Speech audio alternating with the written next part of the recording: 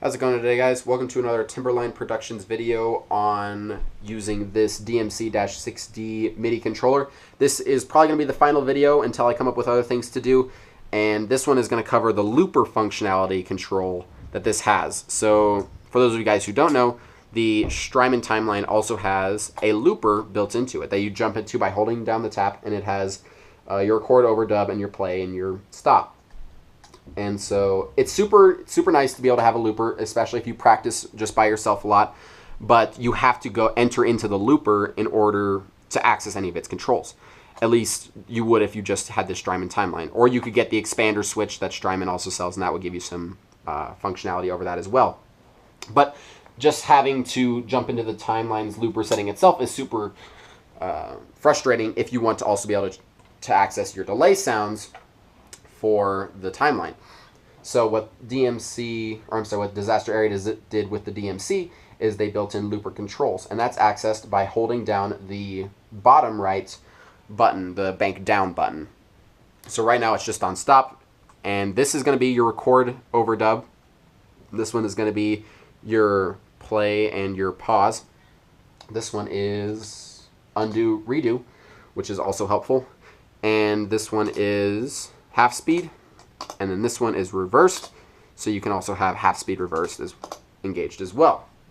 So it gives you a lot more functionality and control over it. What's nice is the favorite switch works when you're in looper mode, so I can have it on and I can change it, and tap tempo works as well. So if you don't need the expander switch to use the MIDI, to use the looper functionality on the MIDI controller, but it is a little bit more helpful. So right now what I'm going to do is I'll just play something.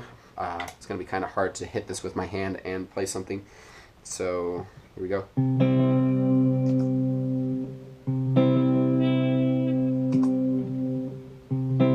So not playing anything right now. I just recorded it by hitting this button, so that was record, and then hitting over here when I wanted to play. So this is the play, and then hitting again is going to stop it. And then this is going to be undo, redo. I think undo is only actually with when you have something dubbed. So hitting this again is going to be an overdub. So let me just dub something real quick. What do I want to do? Here we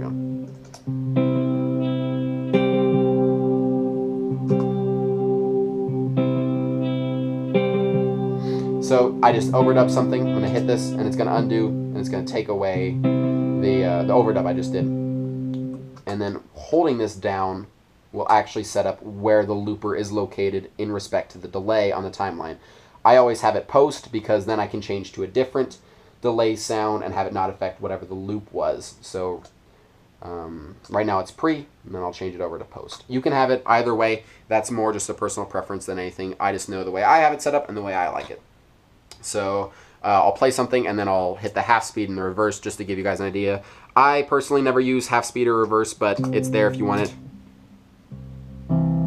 So half speed is also going to be dropping it down an octave, just so you know. And you can record something in half speed and then undo half speed, and it will double the speed as well. So, and the reverse as well.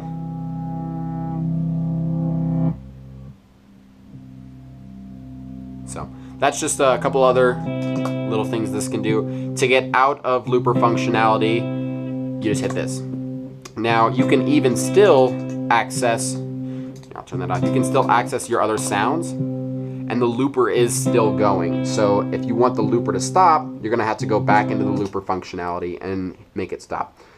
So that just gives you guys a good idea on how the looper functionality works with this. Hopefully that was super helpful. Either with this video or any of the past videos in this series. If you have any questions, any feedback where I wasn't really clear on how to do something, go ahead and drop a comment. I'd love to get those questions answered for you. I'm really trying to make sure that this video is more helpful than it is confusing. So if I wasn't clear on anything, go ahead, drop a comment, let me know. You're not going to hurt my feelings, and I'll get that question answered as quick as I can. Thank you guys so much, and have a good day.